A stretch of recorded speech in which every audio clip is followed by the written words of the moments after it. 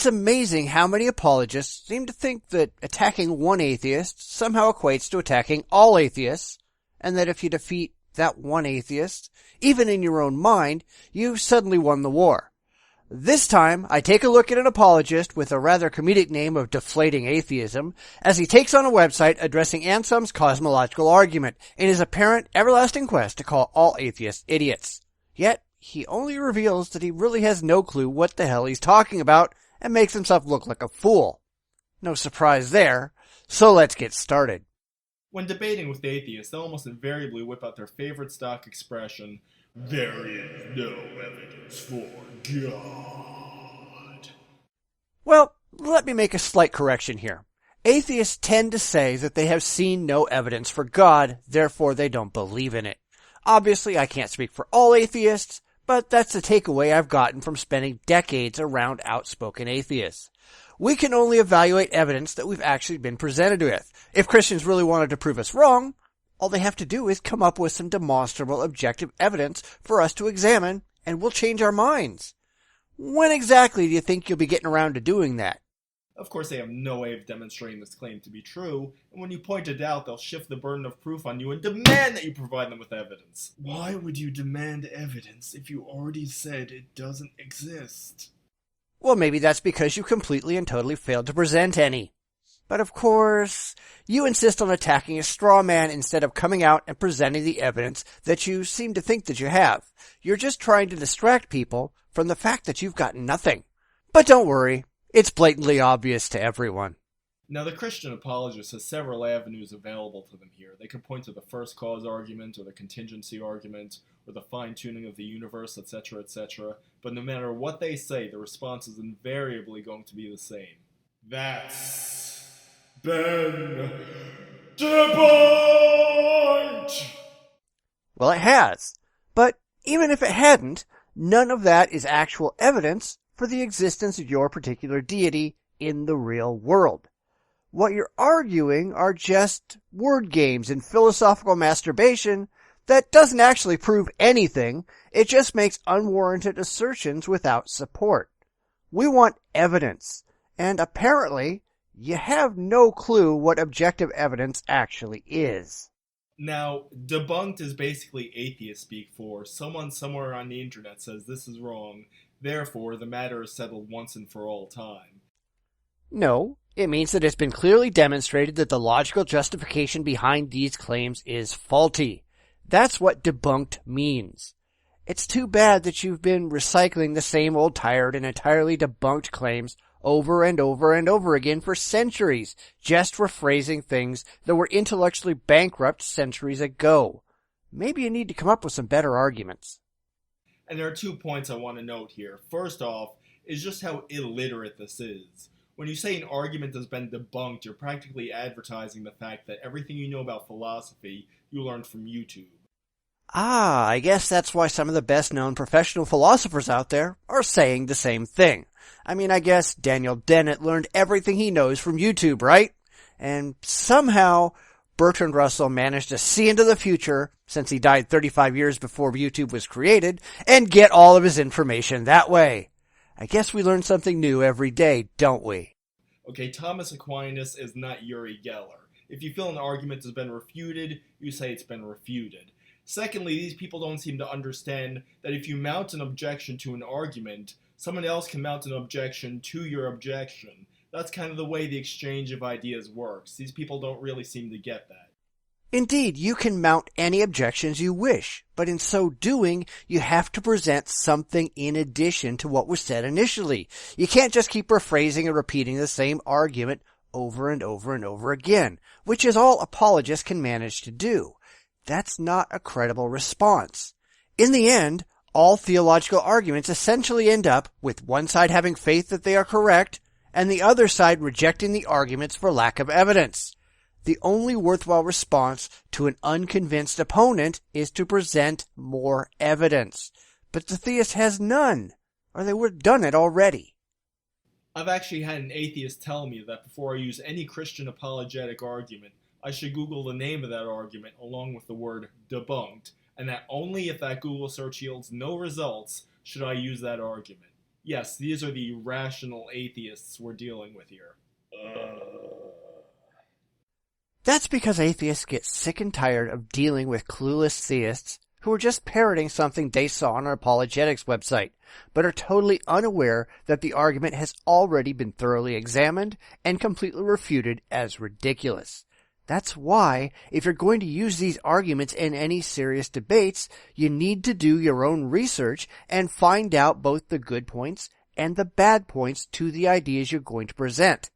If more theists did that, they would be aware of the problems with their claims. You probably wouldn't have as many theists making fools of themselves in debates.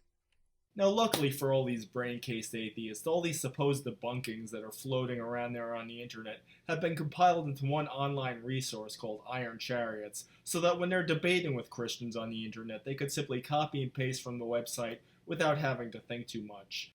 It's not all of them by any means, but it is a decent starting point for a lot of commonly used apologetic arguments. It certainly isn't going to be an exhaustive source, as you seem to think. There probably is no single source that you can find that will give you all of the arguments for or against any particular claim, and that's why it's called research, not going to a website. And thankfully for us Christians, the good people of Iron Chariots effectively announced their stupidity through their website's very name. You see, the name is a reference to the Bible verse Judges 1:19, which they quote here as saying, "And the Lord was with Judah, and he drave out the inhabitants of the mountain, but could not drive out the inhabitants of the valley, because they had chariots of iron."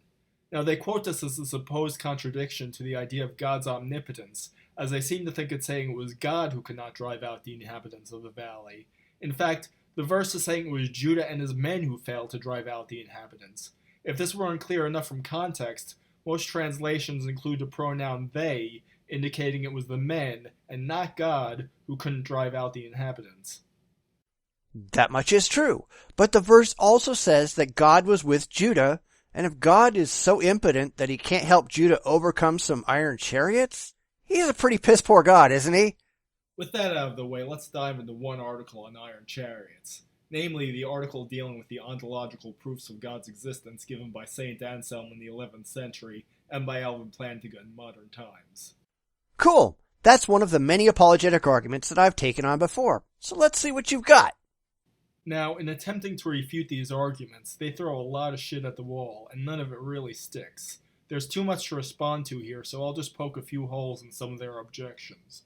My purpose is not so much to defend the ontological argument, as just to illustrate how badly atheists fail at logic. Newsflash for you, pal. Iron Chariots does not represent all atheists. It represents only the views of the people who actually wrote it. But I'm sure you didn't mean to generalize stupidly, did ya? Oh wait, you did. Affirming the consequent. Now, in their attempt to pin this fallacy on the ontological, they radically rephrase and dumb down both the premises and conclusion of the argument.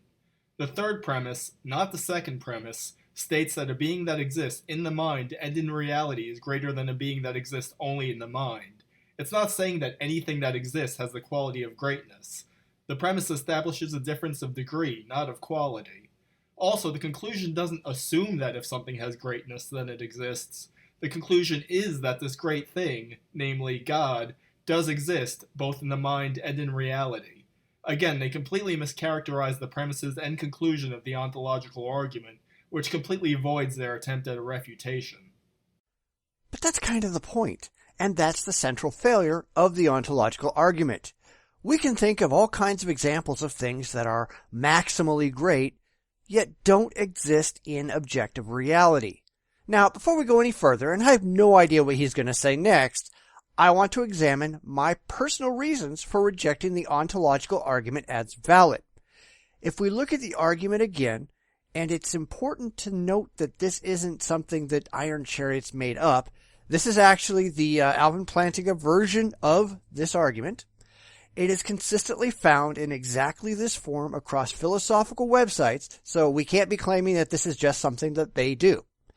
We can start at point number 1, and we need to notice that all of these supposed characteristics of God are just assumptions. They are assertions offered with no evidence as to their validity. Christians can't actually show that their God has any of these characteristics because they can't show that their God is actually real. It's just blind faith. It's like telling us what Bigfoot's favorite flavor of ice cream is. How do you know that any of this is true? Well, you don't. How did you test it to find out if it's factually valid? You can't. It's mere supposition presented as fact. So let's keep that in mind. Next, we move on to point 3, which asserts that something that exists both in the mind and in reality is greater than something that exists only in the mind. Well, it says who? There are plenty of concepts out there that are absolutely not real, that are extremely important and compelling concepts. Take universal peace, for example. Universal peace clearly doesn't exist in the world. It may be a worthy goal to have, and most people would agree that having universal peace is certainly better than having war. But it doesn't have to be real and demonstrable to be worthwhile. So again, you have to realize that these statements of fact, they're made without being demonstrated to actually be fact. We have to start off with claims about God's character that can't be objectively verified and value judgments that are entirely subjective. And that's not really a good place to start. Point number 4 is just as problematic because, again, it's just subjective value judgment and undemonstrated characteristics. It's pure hand-wavium. And frankly, I can imagine plenty of things far greater than the biblical God. You know, maybe one that doesn't allow evil in the world. Maybe one that doesn't let people molest children while pretending to be a spokesman. There are lots of things that would make the biblical God not be such a dick. If that's the best you can imagine, your imagination needs some help. And finally, we get to the end with, therefore God exists. Well, no. It doesn't follow because I reject the axioms and the premises that come before as invalid. And even if all of it were true, and not logically problematic, the only conclusion you could possibly come to is that some God exists. A God exists.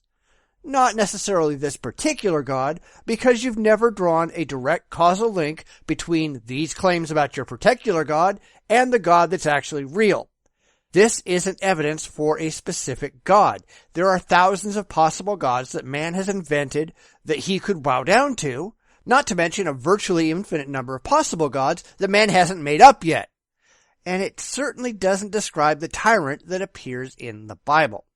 But people like Anselm and virtually all modern apologists, they're working from a false dichotomy. Either their particular God or no gods at all. That's a logical fallacy for a reason. Unless you can demonstrate using objective evidence that your God, the one that you actually believe exists, really does so in the real world, all you're doing is philosophical masturbation. And why should I be impressed with that? If that's the best you can do, you shouldn't be impressed either. That you are, that says something discouraging about you and your mental capabilities. So, let's get back to the video.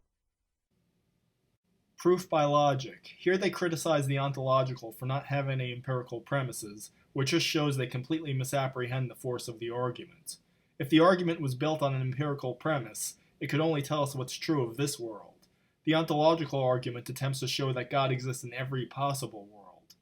Well, that just makes an assumption that there are any other possible worlds, which is yet another blind assertion presented without evidence. And notice, I'm not asking for empirical evidence, I'm asking for objective evidence. Objective, by definition, is something that is not influenced by personal feelings or opinions, which can openly be evaluated by anyone without having to believe that it is true first. Everything that theists present is subjective. It is something that relies on having faith before you can think it's so. Apparently, you have to believe it's true before you can believe it's true, and that's fallacious.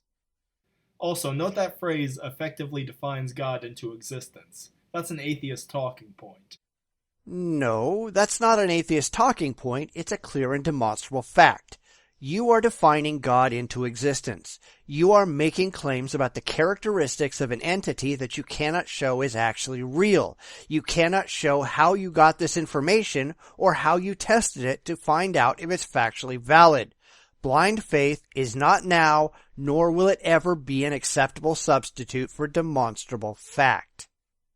Atheists will always say what they think an argument effectively or basically says, when they can't grapple with the actual argument.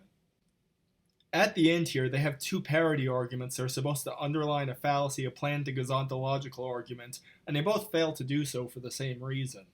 In the first one, they define unicorn as being excuse me, unicorns. Okay, I excuse you for being an idiot. I know you can't help it. I mean, they're just so wacky and clever and original. Sorry for that, folks. Back on track.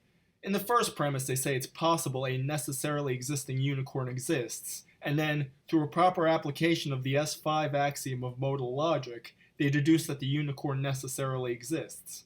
And the argument is valid since, according to axiom S5, if something is possibly necessarily the case, it is necessarily the case. You don't need 6 steps to establish this. The argument is not sound, however, since it assumes a necessarily existing unicorn possibly exists, which is false. Like it or not, unicorns are a fair substitute for God in this argument. They are something that people once believed were real. There were lots of different opinions about what they were and what they could do, and they had no objective evidence whatsoever to support them. And that sounds pretty godlike to me. In Plantinga's ontological argument, the necessary existence of God isn't an assumption of the argument, it's a deduction of the argument. Next, we have their reverse ontological argument, where they attempt to use similar reasoning to prove that God necessarily doesn't exist, and oh boy is this a mess. Here in the second premise, we encounter the same problem, as they define God as being necessarily existing. Again, that was the conclusion of Plantinga's argument, not a premise of his argument. Plantinga defines God as a being of maximal excellence, with the attributes of omnipotence, omniscience, and perfect goodness. If it's possible that such a being does not exist, as they say here in the first premise, all we could say is that God doesn't necessarily exist, not that God necessarily doesn't exist. But look at how they absolutely butcher the logic of axiom S5 in premise 3, and in the comments down below. P3 follows from S5 modal logic where all worlds are accessible to each other, so if something is possible in one world, it's possible in all worlds? What the hell are they talking about? Atheists absolutely fail at logic. Essentially, the arguments are exactly the same. If we took Anselm's argument and replaced every instance of the word God with the word unicorn, it wouldn't substantively change the argument any. In fact, you can plug in virtually anything and it works just as well. I can imagine a maximally great automobile with a given set of characteristics. It is better than any automobile that exists, but it's not real. Guess what? I want my fucking flying car. That's what these people don't get, and that's kind of telling. It's all very simple, folks. If one premise of your argument says God necessarily exists, and another premise says God doesn't necessarily exist, then your premises are contradictory, and the entire argument should be junked. There's no reason to drag the good name of axiom S5 into this mess. If you have ideas for any other Iron Chariots articles I should tackle, please leave it in the comments below. Well, the one thing I would recommend is not taking a single website and pretending that it speaks for all atheists. That's foolish. Only the person who wrote the article is responsible for its content. You're engaging in a straw man, which really isn't all that surprising. It's something I see a lot of apologists try, claiming that insert argument here is dumb, therefore all atheists are dumb. Well, when you don't understand the argument and you don't understand the criticism, I guess we can't be surprised that you don't comprehend logic or critical thinking either. Oh, and you might want to look up the meaning of the word debunked, since you seem to have such a problem with it. It means to expose the falseness or hollowness of a myth, idea, or belief. I don't think Iron Chariots is the best source out there, but I'd say they have done away with the absurd ontological argument quite handily. You're so stuck on the belief that you're unwilling to step back and examine the whole thing from an objective standpoint. Like it or not, objectivity matters. Maybe the fact that you don't understand that explains why you believe what you do. That was kind of painful, but sadly not uncommon. I run into lots of Christian apologists who, in attempting to refute atheism, only reveal their own ignorance on the topics that they're discussing. They're so far down the theological rabbit hole that they can't see the things that they've accused others of doing they're guilty themselves of. There are reasons that Anselm's arguments went away for hundreds of years until they were brought up again recently by modern apologists trying to milk an old goat. There is nothing new under the sun when it comes to religion. It's the same old laughable bullshit repackaged. There is no more evidence for it today than there was a millennium ago. But today, people are looking at these myths critically, and the believers in these myths are left empty-handed without anything to present as support. So they take a page out of the sideshow huckster and engage in irrational and illogical fast talk that ignores the simple and obvious fact that they have nothing of substance to present. And that's sad. So what do you think? Comments below, and if you have any other videos you want me to take a look at, by all means send them my way. I wish these people could think critically about their beliefs. It's ridiculous that they can't, and if they'd give it a shot, maybe there wouldn't be so many idiotic, unsupported, and irrational beliefs in the world today. And wouldn't that be a nice thing?